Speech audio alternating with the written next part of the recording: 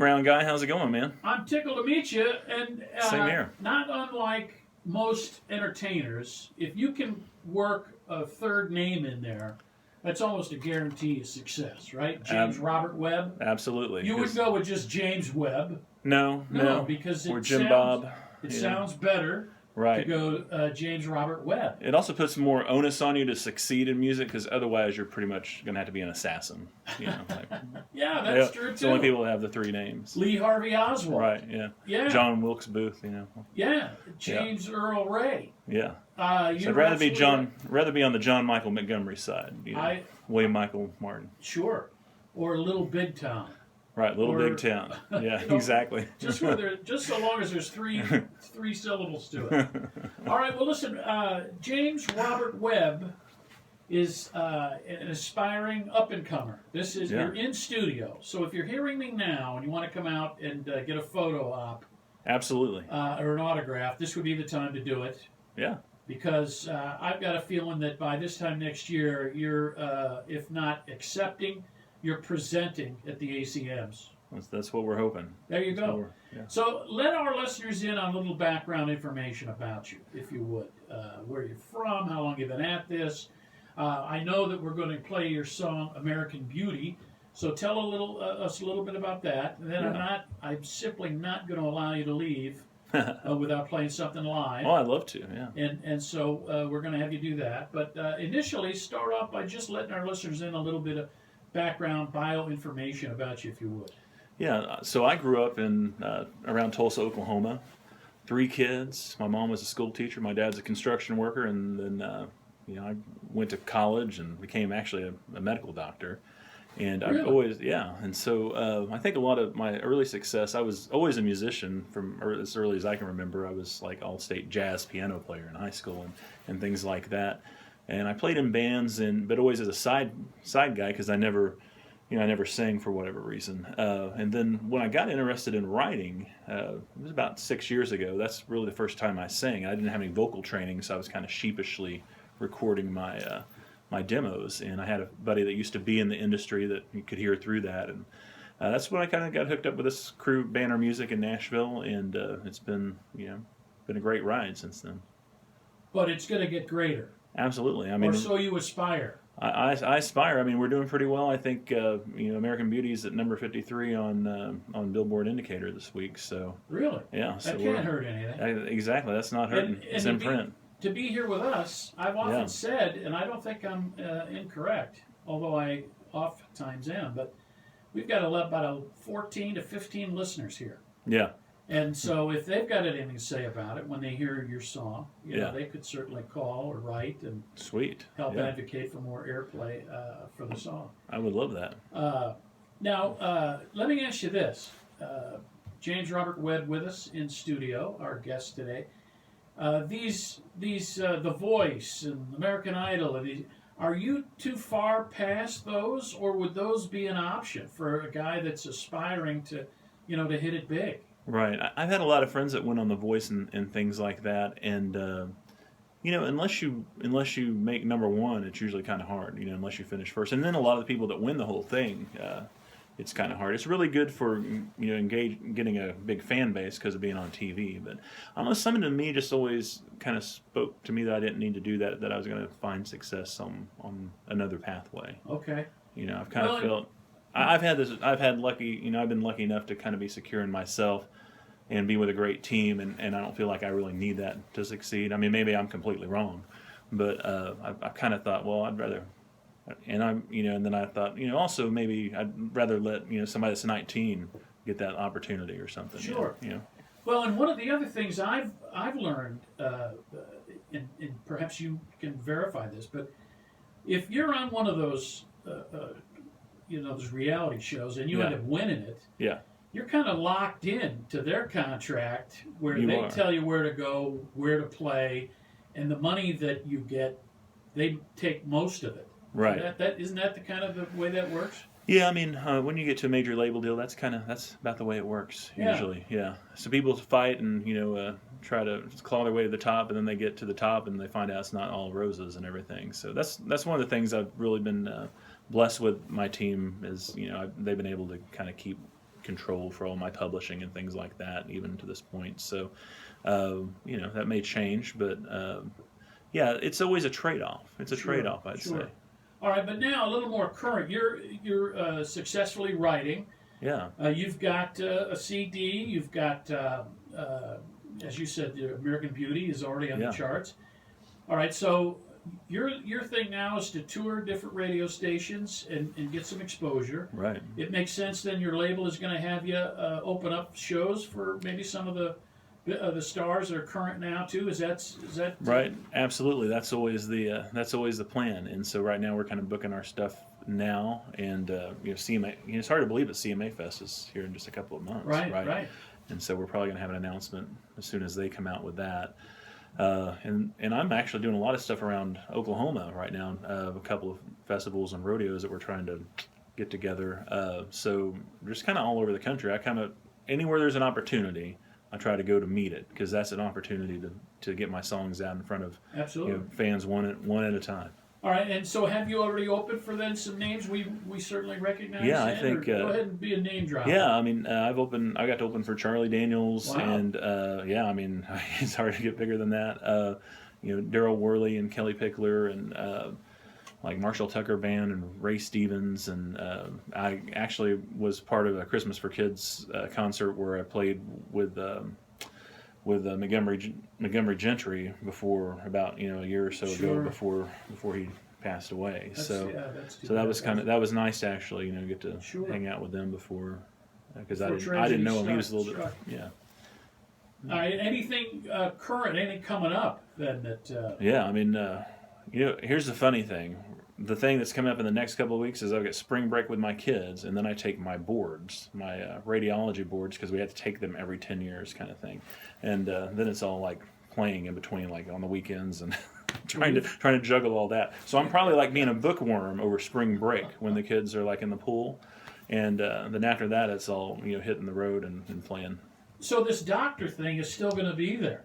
Yeah, it is until until I'm successful enough to stop that, I guess. All right. So let me ask you this then: if you're going to be a doctor, just in case this country music thing doesn't work out, where is the perpendicular plate of ethmoid? The perpendicular plate of ethmoid. Well, it'd be in here somewhere, like deep to your nose. Yeah, it'd be the ethmoid bone. It's the only thing I remember from kinesiology. Oh yeah. Does it get fractured like in a? Yeah, kind of an odd sounding. Yeah. Thing, but yet you impressed me with knowing this. So my subspecialty is I'm a bone and joint radiologist, like musculoskeletal radiologist. So I have an unfair advantage.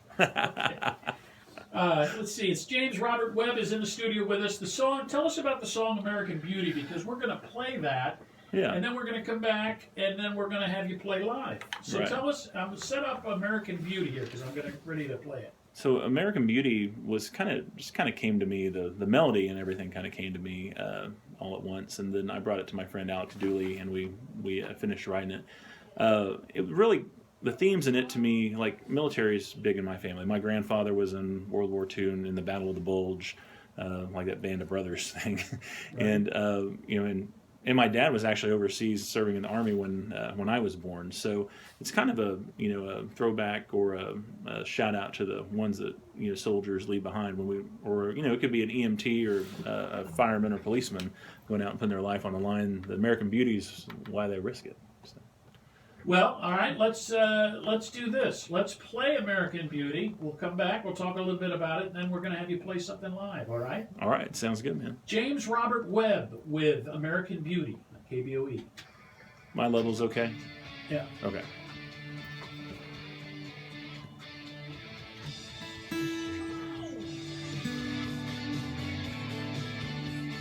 I like it already.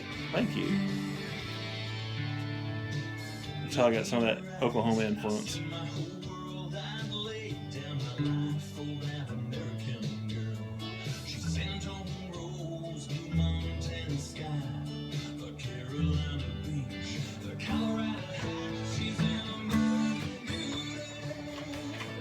It's okay.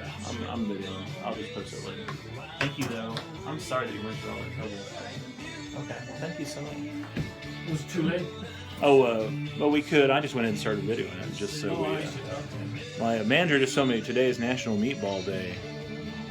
I guess she's telling me she wants me to eat some meatball. She just texted me. Who's that? My manager, who's in Nashville.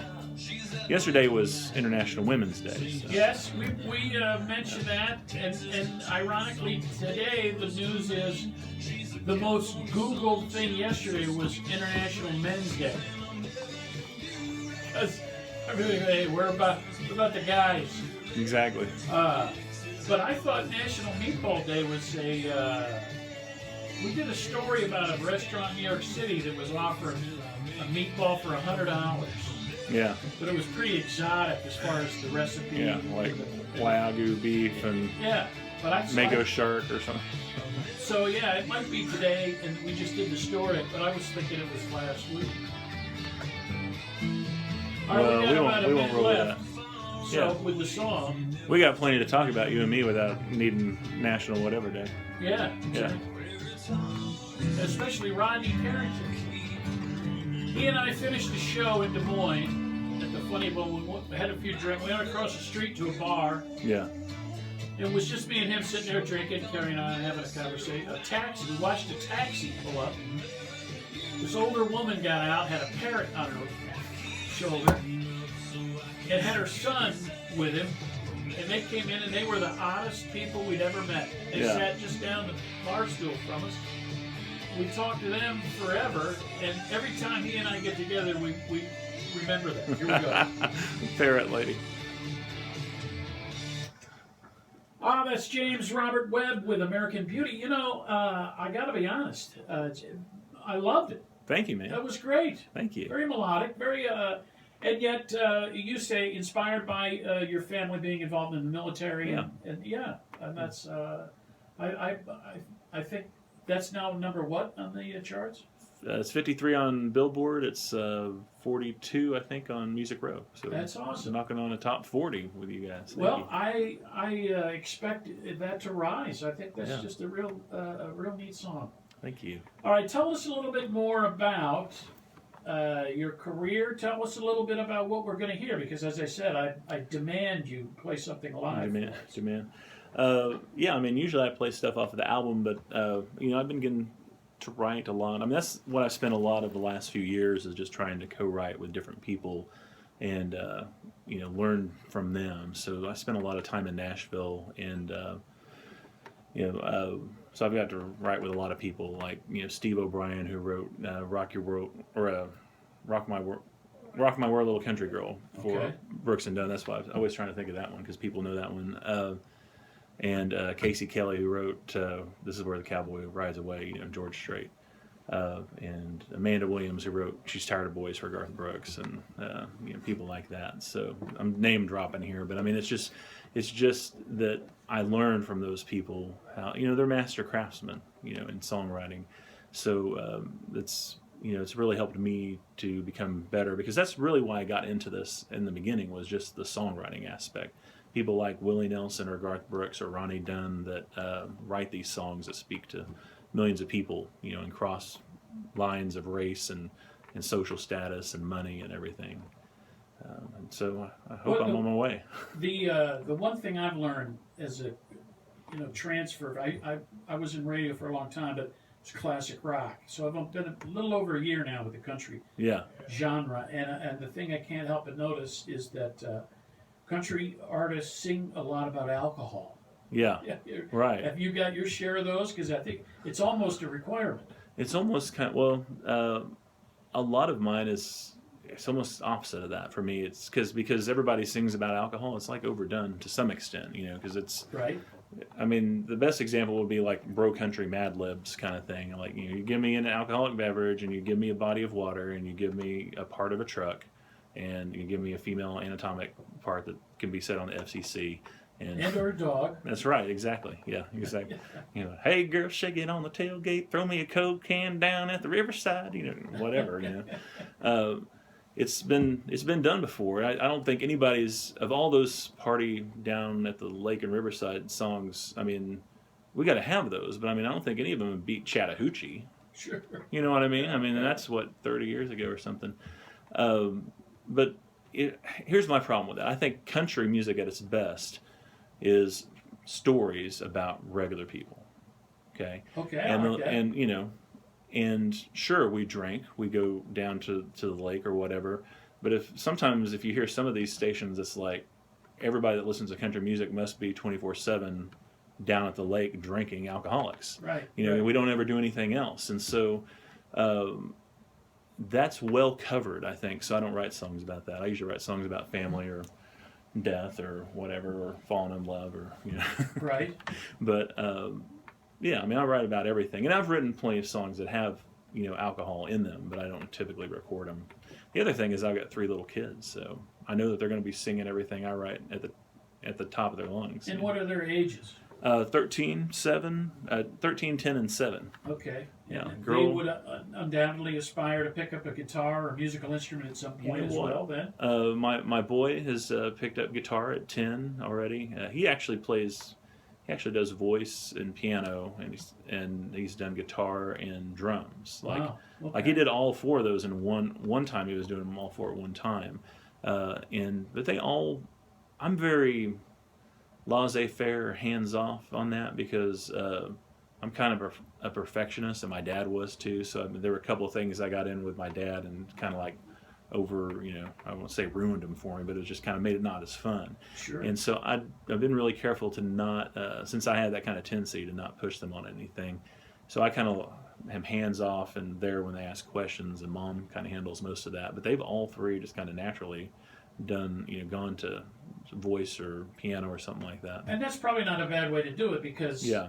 historically, if a parent pushes a kid to something, they're more Right. resistive to Yeah. wanting to do it. Even if they like it at the beginning. Yeah, exactly. Yeah. And that's come around full circle now. I see my 13-year-old, she is, okay, so first of all, my 13-year-old Lola, this time last year, she was 5'4", which is my wife's height. And I'm 6'5", just to give people a frame of Yeah, you're a reference big here. fellow. Yeah, I'm probably 6'6" with the boots. And then now my 13-year-old, she's about 5'10", so she's up there Cindy Crawford in height, and taller than Mom, and she plays volleyball and everything. And now when I say it's come full circle, is I heard the other day, she's in the stairwell, she just up playing piano, just playing it for fun. She's not taking piano lessons anymore or anything, so she's just working out songs and playing them. So that's kind of where it's at for me. I like them to kind of discover it. That's probably not a bad way to do it. Yeah. Well, and you're on the road a lot, so it makes sense that you probably can't, even if you wanted to. Yeah, I mean, on the flip side, I think by having this, by being hands off on here, I think they've all kind of drawn into it. And maybe I'll have a family band here in 10 years. Who knows? I'll probably be the backing vocalist. If one of them's probably even better than me. You're going to end up being the bus driver. Exactly. That's James Robert Webb is in the studio with us live. We're tickled to have him, and set us up now with the song you're going to play live here in studio. Yeah, this is a song. It's kind of you might say it's a generic title. It's called "One Day at a Time." It has nothing to do with the Christy Lane song, but it was the inspiration was we were thinking about marriage. We were talking about marriage. I've been married 22 years, and so when I say that in Nashville, the most common response I get is, "I've been married 22 years to 4 different women," kind of from songwriters, and so we were talking about that and lasting love and marriage, and like grandparents and people like you go to, like you see in the newspaper, Sally and John just celebrated their 60th wedding anniversary, and those kind of stories, and that's really what that's really kind of taking you there to one of those kind of places. So it's called One Day at a Time. Okay. All right. James Robert Webb with One Day at a Time on KBOE. Go ahead.